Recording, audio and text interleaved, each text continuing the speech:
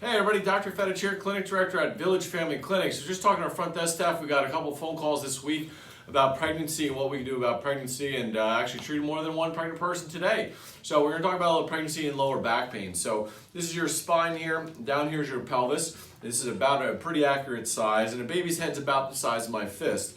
So as you can see, the baby needs to pass through this tunnel and comes out this way. And if the baby's head, the size of my fist, does not fit through the average pelvis. So the pelvis needs to open up, and why a lot of women will say they kind of feel their rear end's getting bigger is because this pelvis needs to open up. Now we think of it a lot of opening in the front, and there is some opening in the front, but most of the opening actually happens in the back. So there's the sacrum here, meets up with the ilium or the hip, the kind of classic hip area, and this joint is where a lot of the opening opens up, and that's why women do feel their rear end's getting wider, because that's where that opening is up, and that's your rear end.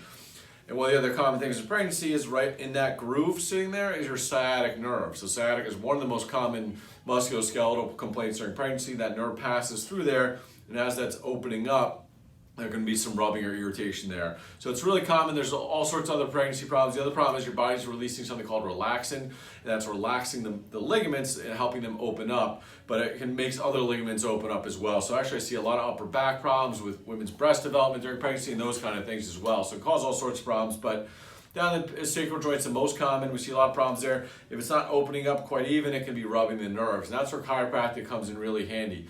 So we can work on those joints, and unfortunately there's not much else you can do when you're pregnant. You can't get shots, you can't take a lot of pills, you can't do surgery.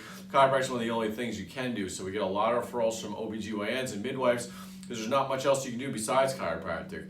Luckily, more than one of us are specially trained in that. We have pregnancy pillows that actually allow you to lay face down with a special set of pillows based on your belly size and how pregnant you are, where you can lay down and be worked on. So chiropractic is great. We also have instruments that we can use. And I've had really good luck with the kinesio taping as well. And that's the taping the athletes. You'll see that fancy color tape all over them. And sometimes we can use it to support these areas. So another problem, as the weight's coming up front, it puts more pressure. Your pelvis tends to tilt, and that can pull you down. And sometimes just taping women upright a little bit more, taking some of that stress, can give them a lot of relief as well. So there's a lot of stuff besides just chiropractic care. There are some physical therapy things we can do, some stretching, mostly chiropractic. We have a couple of instruments that work really well, and the kinesio taping can work really well for these problems as well. So there's a lot you can do when you're having pregnancy pains. We've seen more than one this week. Hopefully that helps out. If you know when someone's pregnant, having lower back pain, upper back pain, we see just as much. The other thing before we close the video is we're now calling it the fourth trimester. There's 3 trimesters of pregnancy, and after the baby's born, we call it now the fourth trimester. And what I actually see more sciatica there, those hips opened up, the baby came out.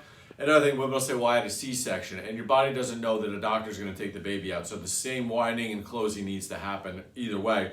But we'll see in that 4th trimester after birth, the hips are widened, the baby comes out naturally or not, doesn't matter. The body needs to tighten those back up.